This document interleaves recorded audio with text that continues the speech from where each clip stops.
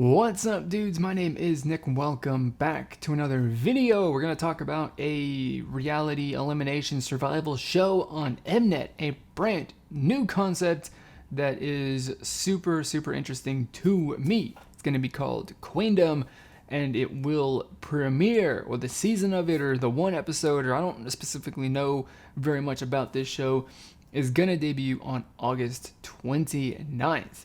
Now, the exciting thing about this for me, that's got me interested in this, is the fact that as compared to like Produce 101 and UnPretty Rapstar or whatever other shows you can think of that are survival shows like this, or that Mnet has done specifically, this one is actually pitting K-pop groups against each other. Well, and K-pop groups and one solo singer against each other versus just a variety of just solo K-pop idols or trainees or J-pop idols or whatever.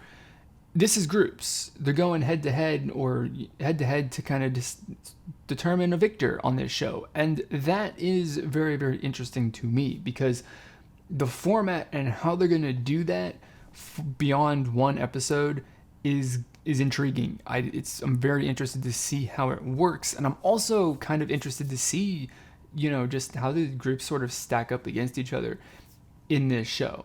The whole idea and the whole execution of it, to me personally, is very interesting. So what I know about this show, basically, there aren't very many sort of concrete details. I mean, just the other day, which is when I heard about it, they kind of revealed who their hosts are going to be, the two people who are going to be hosting this show, which is cool. I don't know who they are personally. Their names aren't recognizable to me, but I'm sure people who do know are very excited about that. But I looked into, of course, I was like, Queendom, wow, that's really cool. What are the groups? So the groups that are going to be in this show that's, premiering on the 29th of August is AOA, G-I-DLE, Lovelyz, Mamamoo, Oh My Girl, and the not a group person is Park Bom from 21, obviously.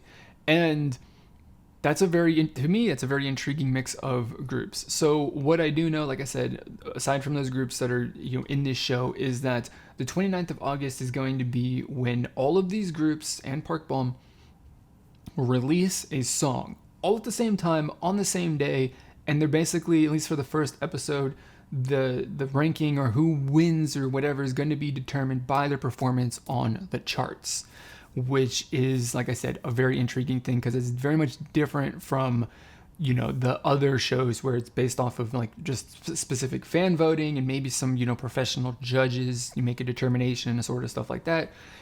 It's an interesting concept. It's different. I like I said, I'm intrigued to see how it goes. Beyond that, I don't really know how they're going to do this because, I think that releasing a song every week or every other week to compete on the charts is a lot of work. I don't really know specifically that Mamamoo has the time to do that, or at the very least, if they're ever going to get rest in 2019, but we'll talk about that a little bit later. But that's a lot of work, making music and maybe music videos. I don't specifically know if they're going to shoot some music videos for these releases. Is actually kind of like, labor intensive. It's not just something that you just, you can't just like pull songs out of thin air and make them and then put them out and release them and then they're going to be good. It seems like it's a lot of work, to do that consistently for like multiple episodes in a series. But if they're going to do it once in a while, I think that's cool. And they have other challenges or something like that, then that's also going to be kind of interesting. So the whole thing is interesting. And I'm, like I said, very intrigued. So I want to talk about, briefly say some things about 2, maybe 3 groups that are included in this. First off, I want to start off saying with some thoughts about AOA. So first off, the beginning of this year, or, I've been kind of like, not really following K-pop too much in 2019 so far, but I've been sort of like keeping an eye on what's going on from afar, and the big news around AOA in 2019 multiple times this year has been people kind of being a little worried about Jimin and her health, because they kind of think some people are thinking she might have like an eating disorder or something like that. The articles that I've seen and the pictures that people have sort of like picked on Instagram that look kind of sketchy. To me personally, they look really bad.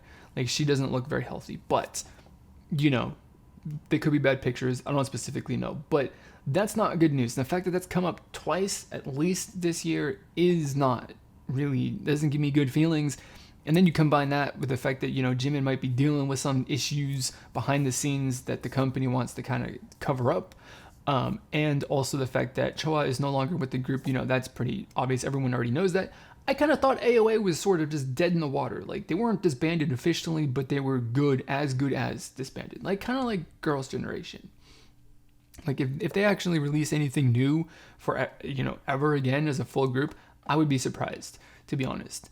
But I guess now that AOA is actually part of this show, that they're not dead and they're going to be making a release, at least for the show. If they're going to make like an official comeback outside of some, reality, TV show, I don't specifically know.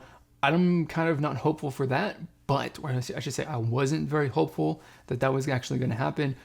But if they're going to participate in this, then I think that might be on the cards, at least maybe towards the end of this year, early next year, maybe. I don't specifically know. I guess it might kind of depend on how things go in this show.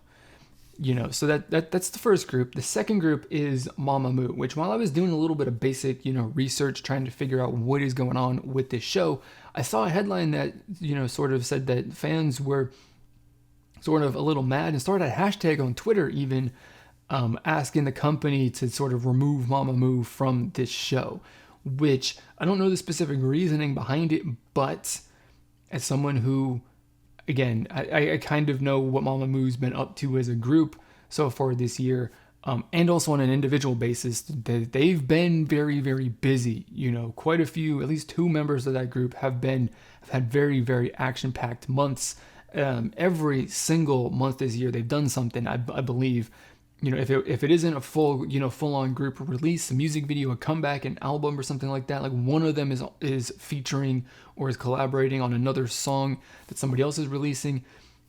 Like, Mamamoo has been really, really busy, and so that's very, very exciting. And then so that I can see that that's why people would kind of want them to be off of the show, because being on a show, you don't get any sort of time to rest like this, and they kind of probably would need some time to rest outside of, the end of the year lull that K-pop has every December-ish. So, that's kind of sketchy, but maybe it's going to be a fun thing seeing them just slay everything on this show, because like, this is probably the best year that Mamamoo has ever had as a group, to be honest, as far as like success and all that stuff. I think they've definitely been doing really awesome stuff music-wise. And then finally, I just want to finish this off with Park Bom. And I'm not really familiar with what she's been doing solo-wise as far as releasing music the last few years. I can't recall anything that she's done since that actual breakup of 21. I don't specifically know. I think she might have released a couple of songs or something like that, or maybe she's done some OSTs or something. I don't specifically know. I don't think that she's been completely dormant and inactive, although that is a possibility.